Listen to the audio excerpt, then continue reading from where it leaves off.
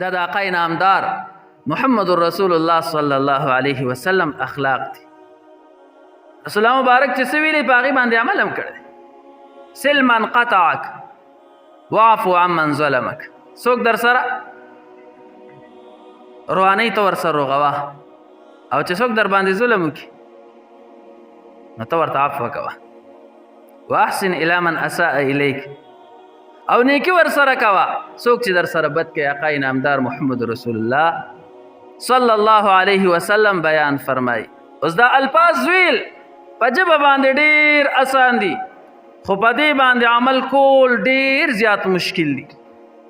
چې څوک در سره بد کوي او ته ورسره ښه کوې، او څوک در باندې ظلم کوي او ته یې معاف کوې، او څوک در سره روانوي او ته ورسره روغې. خو رسول الله مبارک داسې کړي دي. صرف زبانی جمع خرچ خبرې نه وي. د آقا نامدار محمد رسول الله صلی الله علیه وسلم دشمن ابو جهل، اخو الله رب ذوالجلال په بدر کې مردار کو. خو چې کله فتح مکه وشوه او رسول الله مبارک لا او د هغه ملګري صحابه ولا الله رب ذوالجلال په مکه باندې تسلط راوست، نو دا ابو جهل زیو عکرمه ابن ابي جهل رضی الله عنه دته پته ولګېده چې اوس په مکه باندې تسلط د صحابه راغی.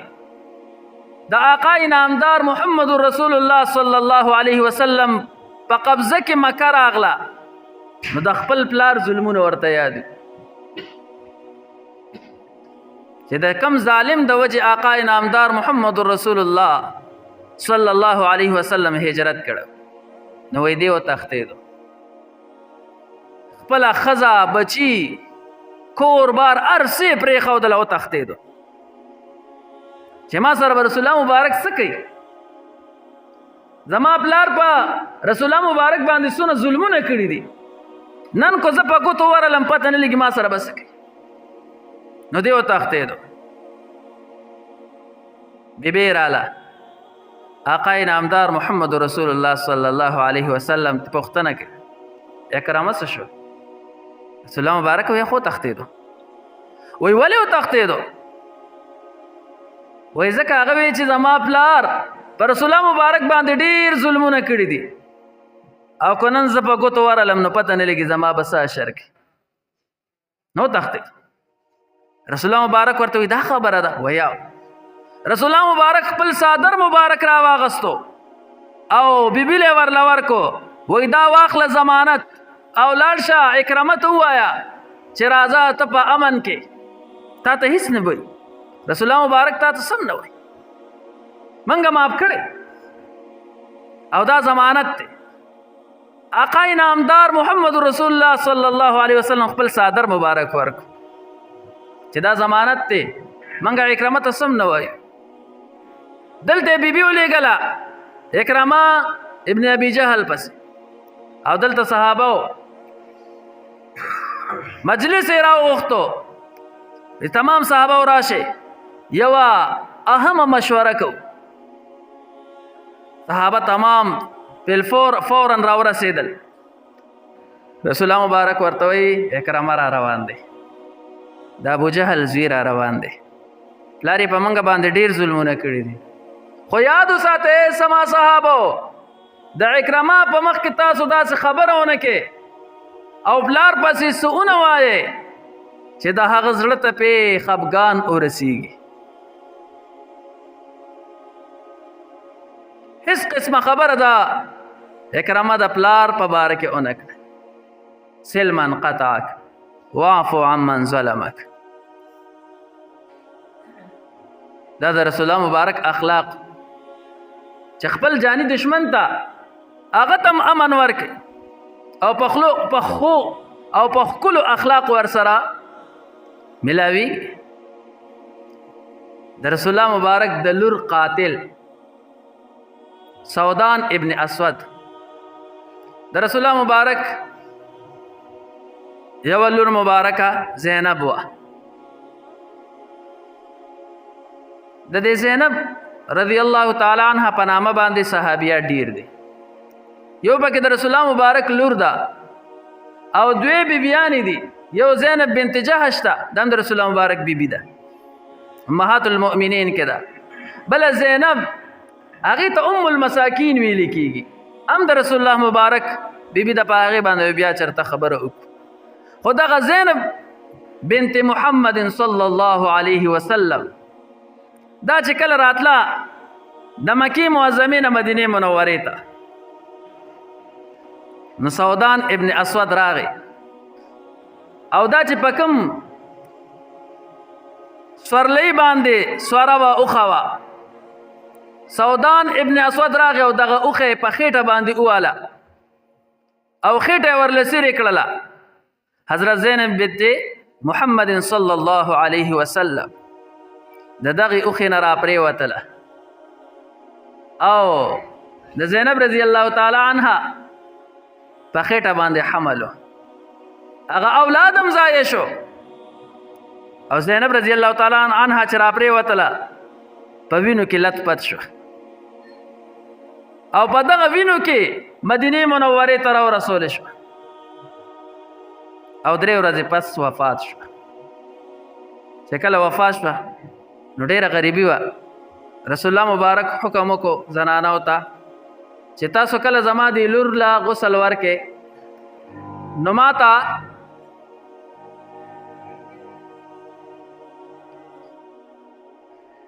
زر بیا سوال جواب وکړئ چې جنازه پې زر وکړو. د زنانو د طرفه سوال جواب راغی چې رسول الله مبارکه کفن نشته. د آقا نامدار محمد رسول الله صلی الله علیه وسلم لور مبارکه ده، د دوانو جانو سردار آقا نامدار محمد رسول الله صلی الله علیه وسلم وفات تا غسل ورکړی شو خو کفن نشته. آقا نامدار محمد رسول الله صلی الله علیه وسلم خپل صادر مبارک ورولې چې زما لور لا پدې کې کفن ورکړي. اوس د رسول الله مبارک زړه ته به څومره درد رسېدلی وي چې لور مبارک یې هغه ده شهیده شوله، وفات شوه. خو کله چې فتح مکه وشوله نو سودان ابن اسود دغه د زینب رضی الله تعالی عنها قاتل د فتح مکې په موقع باندې پټ پټ کېدو، شرمنده و چې ما خو د رسول الله مبارک لور وجلې ده، نن به ما سره څه کېږي. خو چې کله آقا نامدار محمد رسول الله صلی الله علیه وسلم لراغې نو وی ایمان یې خو راوړو، خو وی چې اوس به راته رسول الله مبارک څه وایي. رسول الله مبارک ورته فرمایل چې زما معاف کړی، واعفو عمن ظلمک. دا د رسول الله مبارک اخلاق دي. د رسول الله مبارک تره حضرت حمزه ابن عبد المطلب کله چې وحشي دی شهید کو او شهادت هم ډېر د افسوس شهادت او ډېر زیات ظلم ورسره وشو، ځکه چې هندا هغې ته غوږونه کټ کړل، پوزه یې ته کټ کړه، ځان له یې امیل جوړ او د حضرت حمزه رضی الله تعالی عنہ زړه مبارک یې راوښ کو او وی په هغې باندې چکونه لګول او وی چې دا زه تیروم خو تیرې نه کړې شو، واپس یې راولټې کړو. دومره سخت ظلم.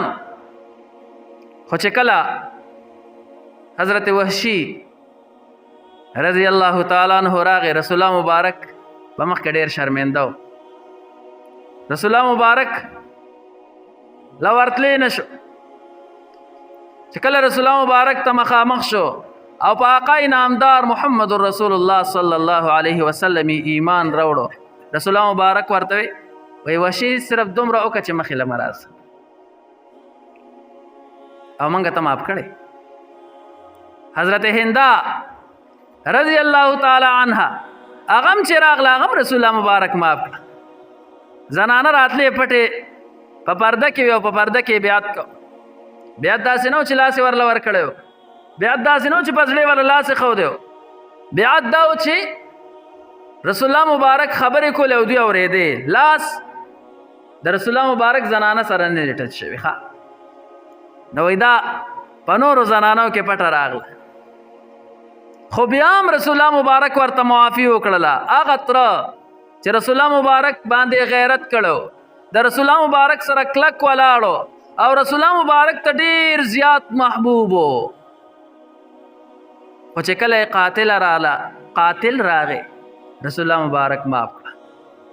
سل من قطعک واعفو عمن ظلمک واحسن الى من اساء الیک.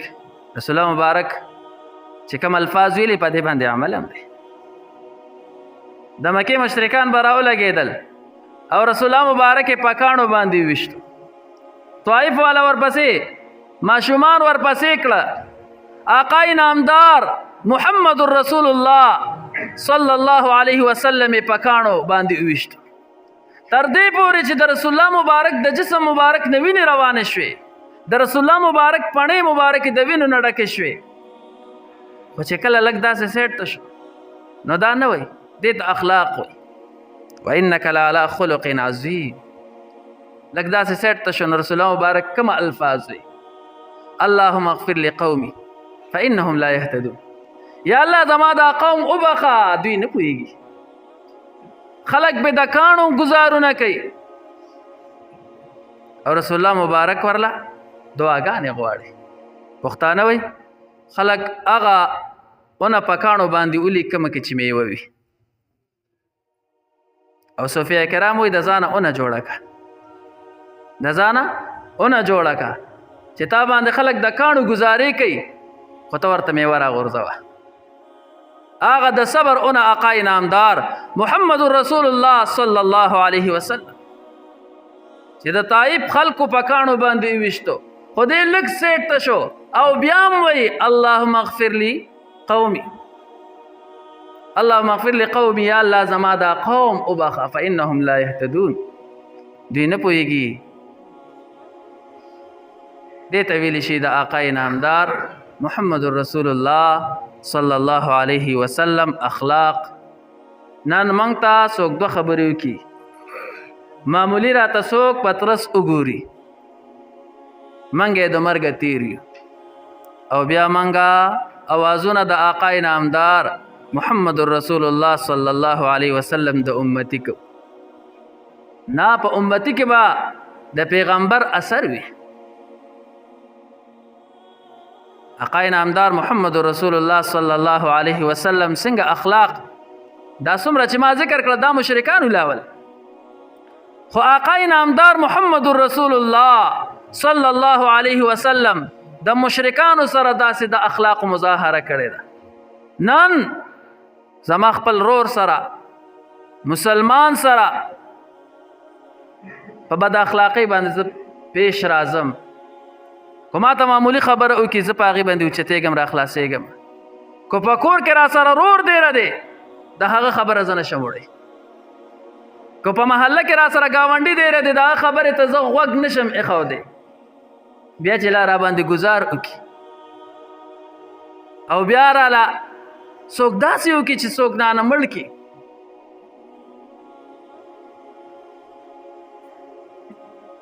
موږ د مرګه بیا تیر یو. نه آقای نامدار محمد رسول الله صلی الله علیه وسلم کم اخلاق ما تا ته پیش کړي دي. رسول الله مبارک لقد كان لكم في رسول الله اسوه حسنه، یو نمونه ده. ته زه اخلاق صحیح کوم، زما اخلاق ته صحیح شي، ما ته آقای نامدار محمد رسول الله صلی الله علیه وسلم داسې اخلاق پرېښودي دي، کو ما په هغې باندې عمل وکړو تمامه معاشره به صحیح شي. نه تا ته دا رسول الله مبارک د مشرکانو سره دا اخلاق ابنو کړي دي او د دې اخلاق مظاهره یې کړې ده.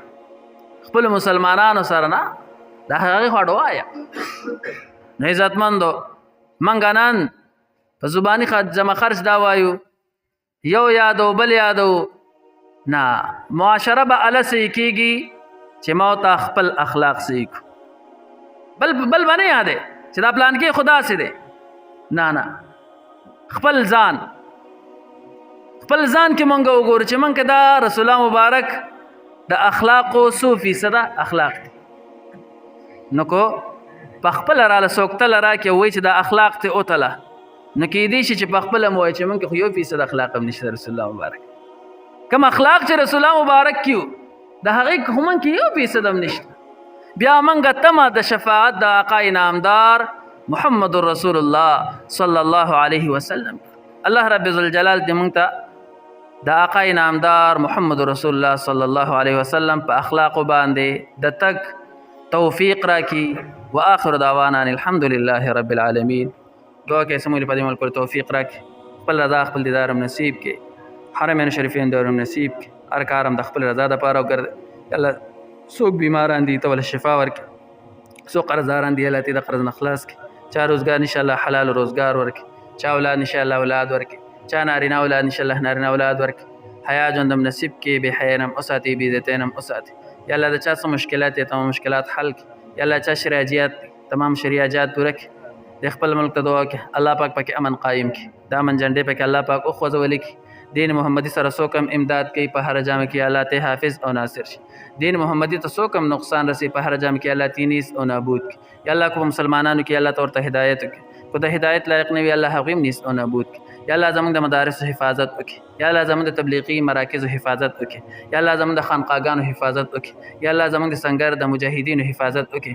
مجاهدین دعا کې یاد کې کم ځای کې قید او بند کې الله ته د رهایی بندوبست وکړي، کم شهیدان شوي الله ته درجات بلند کړي، اسلام غالبه کې کفر مغلوبه کې. یا الله څنګه چې 400 کاله مخکې تا دغه نجس قومونه زموږ د آقا نامدار محمد رسول الله صلی الله علیه وسلم د لاس غلامان ګرځولیو، یا الله هغه دور بیا راوسته کې، اسلام غالبه کې کفر مغلوبه کې. مردگان د اهل اسلام سره وفات شوي له تمام کامل مغفرت نصیب کې. خصوصا زموږ د دې جمع ملګري پس به دلته قامت کو د محمد زمان دی والد سے پرون وفات شوي، دعا کې یاد کړي الله پاک مغفرت نصیب کړي، قبر یې د جنت د باغچې نه باغچه وګرځي، وارثانو ته صبر جمیل ورکړي. څومره مردگان د اهل اسلام وفات شوي الله تمام کامل مغفرت نصیب کړي. صلی الله تعالی علی خیر القی محمد وعلى آله واصحابه اجمعین برحمتک یا ارحم الراحمین. سنت کوي.